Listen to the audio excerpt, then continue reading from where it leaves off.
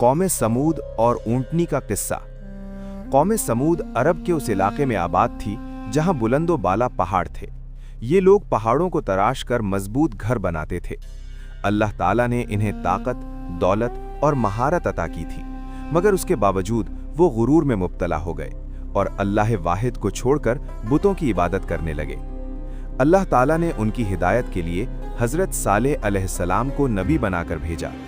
हज़रत सालेह अलैहिस्सलाम ने कौम से फरमाया, ऐ मेरी कौम, अल्लाह की इबादत करो, उसके सिवा तुम्हारा कोई माबूद नहीं, उससे डरो और उसकी इताअत करो। लेकिन कौम समूद के सरदारों ने इनकार कर दिया और कहा, ऐ सालेह, अगर तुम सच्चे नबी हो तो हमारे लिए कोई निशानी ले आओ। उन्होंने शर्त रखी कि इस पहाड़ से एक जिंदा ऊँटनी निकाल कर दिखाओ। अल्लाह के हुक्म से पहाड़ शक हो गया और उसमें से एक अजीमुशान ऊँटनी निकल आई। ये आम ऊँटनी न थी, बल्कि अल्लाह की निशानी नाकतुल्लाह थी।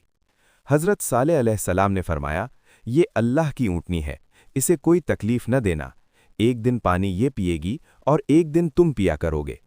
जब ऊँटनी पानी पीती तो कुआं खाली हो जाता और जब दूध देती तो पूरे गांव के लिए काफ़ी होता। कुछ लोग ईमान ले आए, मगर अक्सर लोग हसद और तकब्बुर में मुब्तला हो गए। आखिरकार चंद बदबख्त लोगों ने साजिश करके अल्लाह की ऊँटनी को कत्ल कर दिया। जब ये खबर हज़रत सालेह अलैहिस्सलाम तक पहुंची तो आपने फरमाया, अब तुम 3 दिन तक अपने घरों में रह लो, इसके बाद तुम पर अल्लाह का अजाब आ जाएगा। 3 दिन पूरे होने के बाद एक हौलनाक चीख और शदीद जलजला आया। कौम समूद के घर उलट गए और पूरी कौम हलाक हो गई।